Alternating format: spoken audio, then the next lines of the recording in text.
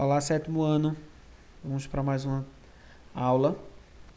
E o tema da nossa aula de hoje, dessa semana, vai ser a colonização espanhola, né?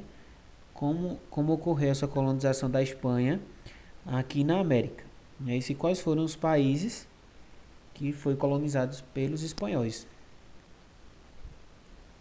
Para iniciar, eu trago aí essa imagem, né? A gente percebe que, para o tema de hoje, a gente percebe que todo o nosso mapa está aqui em branco, não é isso? Por quê? Porque foi colonizado, como a gente viu na aula passada, pelos portugueses. Então a gente vai falar de outro e como foi algumas características dessa colonização da América Espanhola. A colonização da América Espanhola se caracterizou pela modificação da estrutura política, econômica e religiosa das sociedades que habitavam naquele território.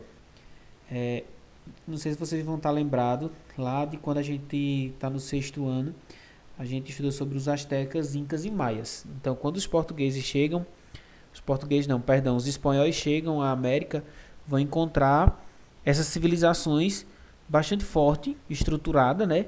Tanto politicamente quanto econômica e a questão religiosa. E isso vai ser drasticamente modificado pelos espanhóis.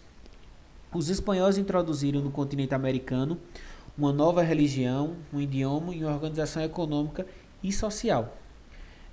Por sua parte, levaram uma série de produtos desconhecidos para a Europa, como a batata, o milho e o chocolate. Além disso, as fronteiras do mundo conhecido se alargaram e modificaram para si. Então a gente pode dizer que aqui existiu um extermínio de cultura, né? Os espanhóis acabaram com a cultura já existente na América. Após a conquista, era preciso ocupar o território americano. Afinal, os reis precisavam dominar mais regiões e mercados para legitimar sua existência. Igualmente, se queria expandir a fé católica. Como a gente viu também em algumas aulas anteriores, que a questão das grandes navegações foi muito patrocinado pela Igreja Católica, a fim de expandir o catolicismo pelo mundo. O poder político garantia a difusão da fé, enquanto a Igreja Católica legalizava a apropriação dos territórios. Por sua parte, a burguesia financiava a tomada dos bens alheios em nome do rei. A capitulação era um instrumento que permitia a execução desses interesses. Neste documento ficavam estabelecidos os deveres de cada um em cada uma das partes que praticavam na ocupação do novo domínio. Assim, estava especificado detalhes como o capital a ser empregado, as condições básicas da expedição se definiam e quanto de dinheiro seria aportado pela coroa e pelos particulares. Então a gente percebe que era um conjunto de interesses a partir dessas grandes navegações. Não era só o rei, né? Então existiam várias instituições por trás dessa conquista dessas novas terras, né? E aí eu falo um pouco sobre a economia das colônias espanholas, né? Os indígenas tinham que pagar tributos aos espanhóis em forma de trabalho ou produto. Imagina vocês ter que pagar um imposto de uma terra que já era sua. Porque os índios, né, eu já falei, os nativos eram os donos da terra. Então chegam os portugueses, dominam e ainda por cima tem que pagar esses tributos. E esses tributos eram pagos como uma forma de trabalho na época.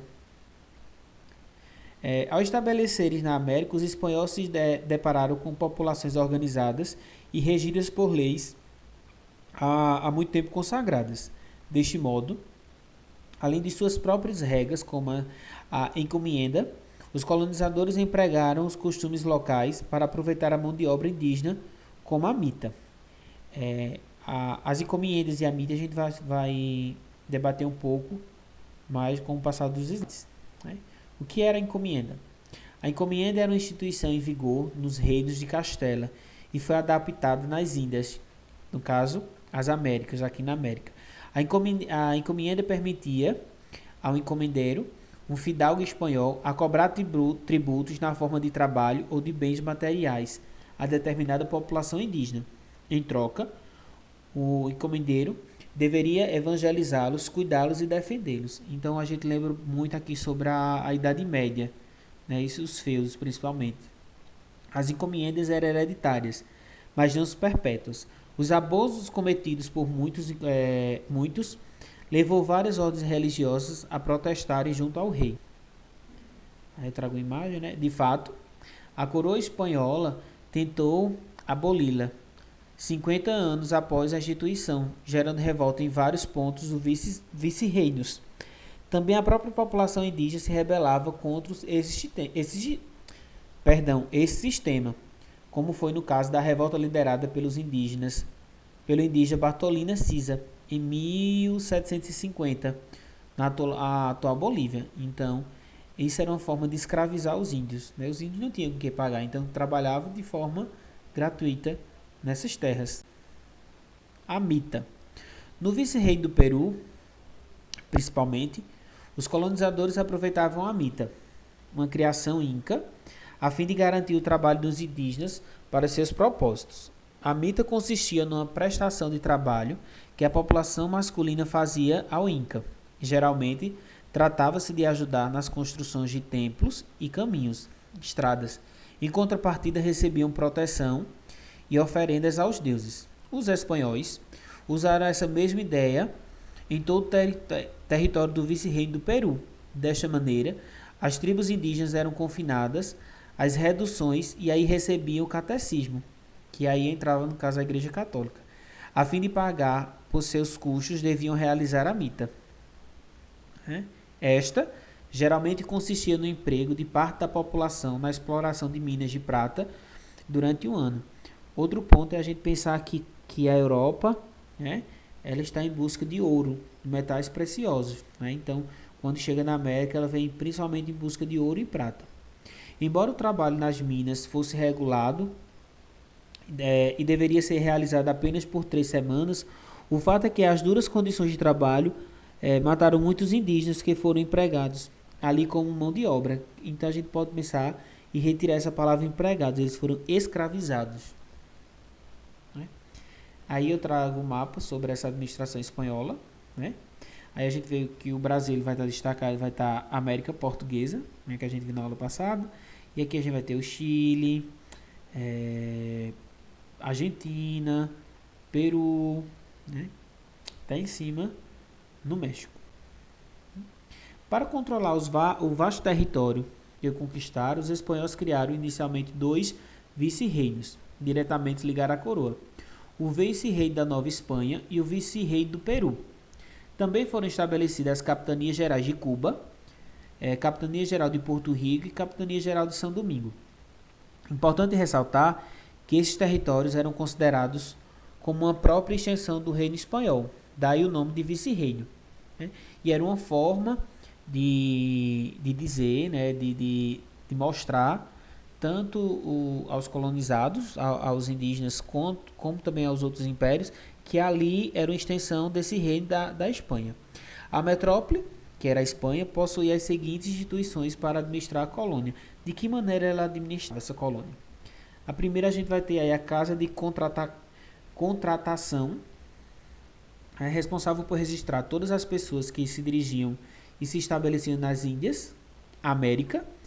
Igualmente anotavam as mercadorias provindas dos pilotos de mapa de navegação e ainda exercia a justiça. Inicialmente tinha sua sede em Sevilha, mais tarde em Cádiz. Conselhos das Índias e a Real Audiência. O Conselho das Índias auxiliava o rei a tomar decisões relativas aos seus domínios na América, em termos de justiça, economia e até durante a guerra. Já a Real Audiência era responsável pelos tributos de justiça estabelecidos nos vice-reinos e que julgavam os crimes cometidos por seus habitantes. Aí a gente vai falar um pouco sobre os vice-reinos, né, e capitanias gerais.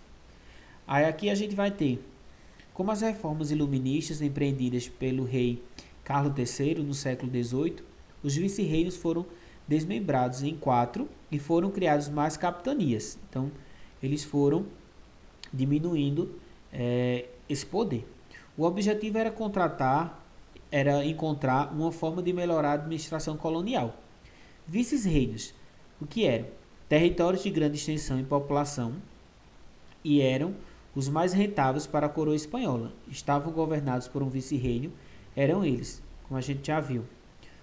O vice-rei da Nova Espanha, do Peru, Nova Granada e Prata. As capitanias gerais, o que era? Foram estabelecidas em zonas de maior conflito com a população indígena, ou que eram alvo de ataques de pirata.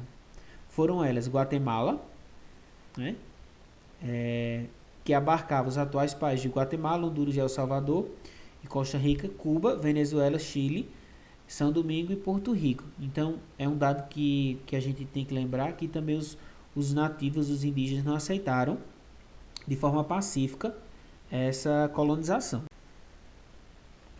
Aqui a gente vai ter, eu trago para vocês sobre os cargos políticos, né? A gente tinha o vice-rei, o capitão-geral, os governadores e os cabildos, né? O que era cabildos? Era uma espécie de conselho formado pelos proprietários e homens de destaque da sociedade. Inclusive o clero se reuniam no edifício do mesmo nome. A sociedade nas colônias hispânicas, de como era organizada essa sociedade, né? Aí eu trago um quadro, né, do século XVIII que fala um pouco sobre essa sociedade. A gente vai ter nessa organização social os chapetones, assim chamados espanhóis recém-chegados nas colônias hispânicas, ocupavam os altos cargos como vice-rei, capitães gerais, governadores, alcades ou intendentes, prefeitos, bispos e arcebispos superiores de várias ordens religiosas. Então, quem vinha da Espanha, né, era que ocupava esses cargos. Então, jamais o nativo poderia ocupar esses cargos de alta confiança da coroa espanhola. Os crioulos. Quem eram os crioulos? Eram os filhos de espanhóis nascidos na América. Não podiam ocupar os altos cargos, mas participavam do cabildo e tinham posição social acomodada. Então, já era uma camada social inferior, né? Os crioulos exerciam várias atividades e eram profissionais como advogados, comerciantes, mas também encomendeiros, exploradores de minas, fazendeiros e etc. Os negros escravizados, né? Os africanos escravizados eram trazidos por traficantes ingleses e portugueses, né, que contavam com a participação de investidores espanhóis, que a gente viu que foi um grande comércio, né, de grande rentabilidade, infelizmente. As pessoas escravizadas foram utilizadas como mão de obra para substituir a população indígena dizimada no Caribe e forçando ao trabalho nas plantações de cana-de-açúcar, tabaco, cacau, algodão, dentre outros cultivos, né? A escravidão negra não foi homogênea nos domínios espanhóis na América. Foi intensamente empregada na região caribenha, mas com menos força no vice-reino do Peru, por exemplo. Por outra parte, quase não se sente sua presença na região do Rio Prata, né? Os indígenas, né? A colonização espanhola supôs o desaparecimento de antiga forma de vida dos povos nativos. A economia foi reorientada para o mercado externo. E os indígenas trabalharam especialmente nas minas de prata, ouro e mercúrio, mas também eram empregados no serviço doméstico e na agricultura, né? Quem eram os mestiços? Esta era uma sociedade em que a cor da pele determinava seu lugar de hierarquia social. Segundo os costumes coloniais, a união entre um espanhol e um indígena dava origem ao mestiço. Apesar disso, os mestiços eram aceitos porque eram criados num ambiente culturalmente branco. Com o passar do tempo, indígenas, brancos, negros foram se unindo e gerando filhos. Isso provocou o surgimento de pessoas que não se encaixavam em nenhuma das categorias citadas acima.